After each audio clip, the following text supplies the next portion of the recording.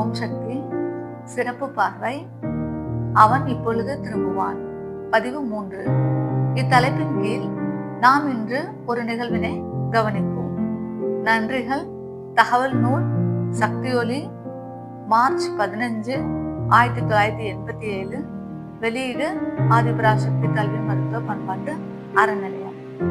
மேல்மருவத்தூரில் ஒரு ஆதிகம் பெற்ற அனுபவங்கள் பாகம் 1 என்ற தலைப்பின் கீழ் ஒரு தொண்டர் பதிவிட்டுள்ள நிகழ்வுகளில் ஒன்றை கவனிப்போம்.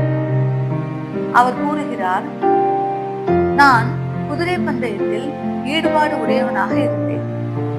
1982 பிப்ரவரி மாதம் ஒரு நாள் என் நண்பர் சுந்தரம் நீர்ப்பையில் புற்றுநோய் வந்து லண்டனுக்கும் சென்று அறுவை சிகிச்சை பெற முடியாமல் திரும்பி வந்து இங்குள்ள மருத்துவர்களும் ஒன்றும் செய்ய இயலாது என்று கூற வலியும் வேதனையும் தாழாமல் புலம்பிக் கொண்டு இருந்தார். அவருக்கு வயது 40. நான் அப்பொழுது பிரபலமாகி கொண்டிருந்த மேல்மருவத்தூர் பற்றி கூறி, நான் சில ஆண்டுகளுக்கு முன்பு போய் வந்தேன், ஆயினும் அருள்வாக்கு கேட்டதில்லை, நீங்கள் அங்கே சென்று பாருங்களேன், அங்கே அம்மன் பல தீராத நோய்களை குணப்படுத்தி வருவதாக கேள்விப்பட்டேன் என்று எடுத்து வைத்தேன். அவர் உடனே, நான் கார் எடுத்து வருகிறேன், தயவு செய்து என்னை அழைத்து செல்லுங்கள் என்றார். அவ்வாறு மார்ச் மாதம் 2ஆம் தேதி 1982ஆம் ஆண்டு நானும் என் நண்பர் சுந்தரமும் காரில் புறப்பட்டு மேல்மருவத்தூருக்கு சென்றோம். அவர் மட்டும் அருள்வாக்கிற்கு பணம் கட்டினார். எனக்கு அருள்வாக்கு கேட்க விருப்பமில்லை.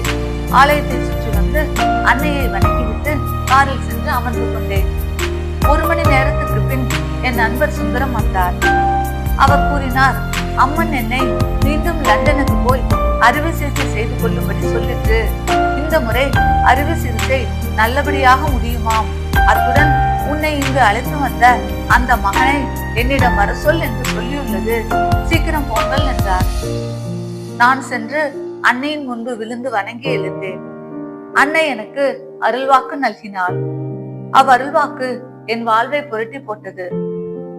புற்றுநோயால் நலிவடைந்த என் நண்பர் சுந்தரம் லண்டனுக்கு சென்று நல்ல முறையில் அறுவை சிகிச்சை செய்து நலத்தோடு திரும்பினார். நாம் தற்பொழுது கவனிப்போம்.